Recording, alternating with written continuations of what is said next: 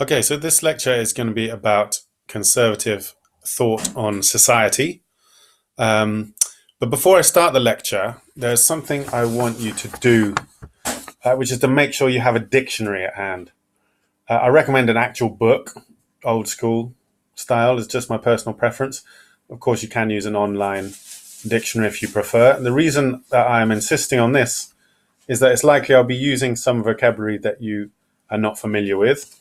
And if that happens, don't just skip over it or think, oh, what a shame, I don't know what that means, or worse still, berate yourself for not knowing it. I want you to get into the mindset where every time a new word is used, of which you're unfamiliar, you think, oh, fantastic. There's an opportunity to expand my vocabulary and make my essays more sophisticated. So when a new word comes up, pause the video, look it up, write down the word and the definition in a glossary at the back of your folder. And then when you come to write on this topic, try to include some of these new words when you do so. It's one very simple, very easy way to boost your grade. So pause the video, go and get a dictionary, and let's begin. So the clue to understanding the views of society held by conservatives is in their name. They want to conserve things, keep them as they are. Conservatism is in this sense fundamentally about maintaining the status quo being a Latin term meaning the existing state of affairs. There you go, you didn't have to look that one up. As we have discussed in previous lectures, conservatism can in many ways be seen as not so much an ideology, embracing a set blueprint for an ideal society, as a state of mind, which is hostile towards radical change. However, this does not mean conservatives are opposed to change altogether. Conservatives from Burke onwards have embraced a philosophy of change to conserve, a belief in implementing gradual, pragmatic reforms in order to prevent the stagnation or worse, overthrow of established institutions. One can look, for example, at how the gradual reduction in the powers of the British monarchy has helped to ensure that the Windsors have avoided the fate of many of their continental cousins, who, sticking to doctrines of absolute rule, effectively guaranteed their own demise. Look, for example, at what happened to the French royal family in the late 18th century. They're abolished because they refused to adapt. In other words, by pragmatically adapting to a changing world, the British monarchy has been conserved. Likewise, one could point to the UK Conservative Party's adoption of state-regulated capitalism in the post-war years, including even quite radical policies such as deficit spending, nationalised infrastructure, free healthcare, and the welfare state. These were all policies conservatives had previously castigated as economically disastrous, yet they were willing to pragmatically adopt them in order to ensure the party remained relevant and electable. So again, by changing its policy, the party ensured its continued existence as a force in British politics, changing to conserve once again. So that's the basic conservative outlook on society: cautious, gradual, piecemeal reforms in order to conserve the fundamentals. With that in mind, this lecture will look at the views on society of 5 key conservative thinkers: Thomas Hobbes, Edmund Burke, Michael Oakeshott, Ayn Rand, and Robert Nozick.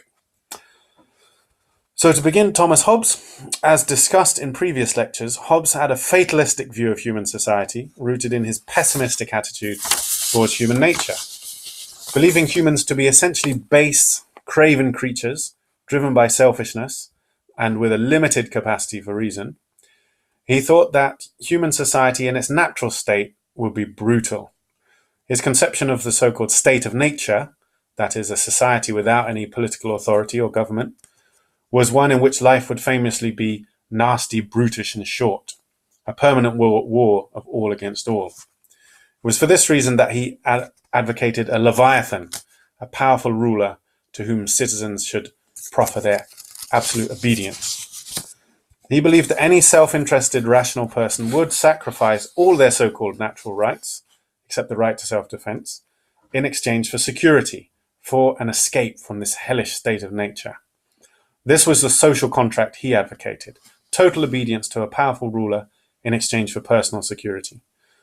Rebellions, therefore, were almost never justified, as even the worst form of tyranny, in Hobbes's view, was still far preferable to society in its natural state. On to Edmund Burke now. Burke's views were most clearly formulated in his 1790 pamphlet, Reflections on the Revolution in France.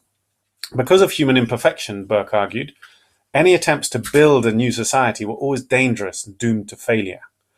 Rather than attempting to build society according to abstract principles, therefore, humans should rather be guided by tradition and practical knowledge. For Burke, traditions encompassed the collected wisdom of the ages.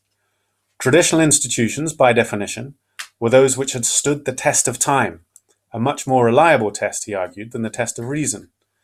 This was because society is too complex and our reason too limited to really be able to make proper assessments of social institutions. Burke believed in what has been termed organic society, meaning he saw society as analogous to a natural organism. This view has a number of implications, of which I want to focus on three. Firstly, it implies that human society is, like a living organism, both complex and extremely fragile. It's complex to the point, in fact, of being beyond human comprehension, meaning that just as humans, even today, cannot create living organisms, neither can they design human societies. And this very complexity renders it deeply fragile. Just as a living organism cannot be taken apart and reassembled without killing it, so too attempts to radically re-alter society risked destroying it altogether. Many believe Burke was vindicated in this view when 3 years after his pamphlet was published, the revolutionary government in France began a reign of terror, which for some resembled the total collapse Burke had warned of, or even the state of nature described by Hobbes.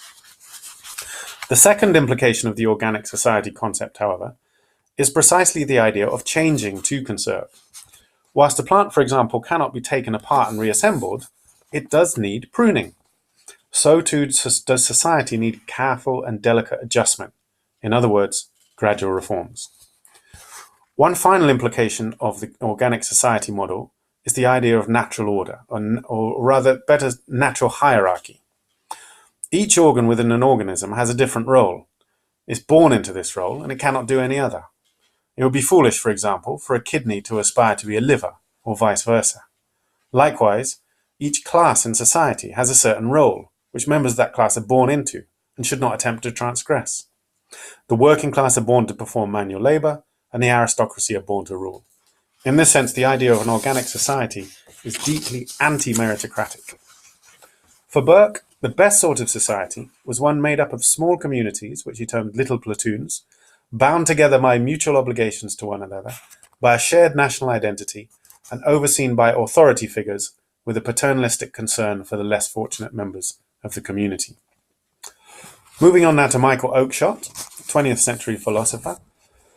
Like Burke, Oakeshott emphasized the complex and delicate nature of society and believed it should be allowed to evolve gradually rather than being forced into radical change according to predesigned template or theory. Oakeshott particularly emphasized the importance of pragmatism and practical knowledge as a better guide to action than abstract theory. He famously said that to be a conservative is, quote, to prefer the known to the unknown, the tried to the untried, fact to mystery, and the actual to the possible. He believed that modern society was suffering from a rationalist fallacy, which believed human institutions could be reduced to a set of abstract formulations, and which thereby ignored and devalued the practical knowledge and cultural traditions which are embedded in such institutions. Rationalism, he argued, encouraged the dangerous political idea that a rational leader or party fully understands society and knows how it should be changed. It was precisely this faith in rationalism, he argued, that led to fascism and communism. Thus, he advocated what he termed a politics of scepticism. Scepticism, that is, towards rationalism and human perfectibility, over a politics of faith in human rationality, which could only lead to disaster.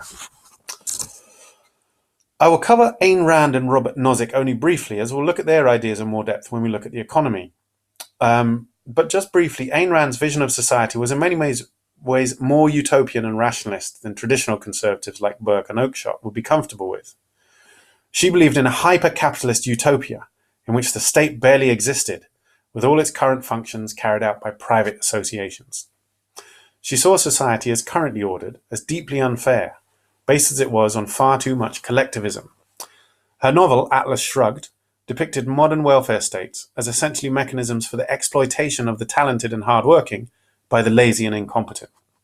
For Rand, collectivism and altruism were deeply destructive tendencies, which she viewed as almost pathological deviations from humanity's true individualist and selfish nature. For Rand, then, society should be nothing more than the byproduct of the self-interested action of individuals. Unlike Oakeshott, she was a rationalist, and as a result she did believe, unlike traditional conservatives, in the radical redesign of society according to her own supposedly rational blueprint. Robert Nozick was similar in this regard. His philosophy of self-ownership was, like Rand's objectivism, based on an implicit rationalism. Like Rand, and unlike traditional conservatives, he did have a rational blueprint for an ideal society. Like Rand, this ideal society was radically individualist, made up of self-owning individuals, following their own interests without any obligation or duty to society. This was in sharp contrast to traditional conservatism, which placed great stock on people's moral obligations and social duties. Traditional conservatism had a paternalist streak, the idea of noblesse oblige, for example, noblesse oblige, which claimed that the rich had a moral duty to help the poor, which was completely absent in the work of thinkers like Rand and Nozick. In summary, then, conservatives have traditionally been skeptical about the idea of blueprints for society, worked out according to some supposedly rational theory. Instead, they have argued that each society should look to its own traditions and cultural heritage for guidance, making only such gradual pragmatic changes to the social order as are necessary to preserve social stability. Tradition and culture are highly valued as providing the social glue necessary to bind society together and provide some sort of security and identity in the face of humanity's innate flaws and imperfections. The New Right, in contrast, influenced by figures like Ayn Rand and Robert Nozick, do believe in the radical restructuring of society in accordance with their ideal blueprint, which for them is based on an extreme form of free market capitalism. But certainly it is true that all conservatives believe in social hierarchy and inequality.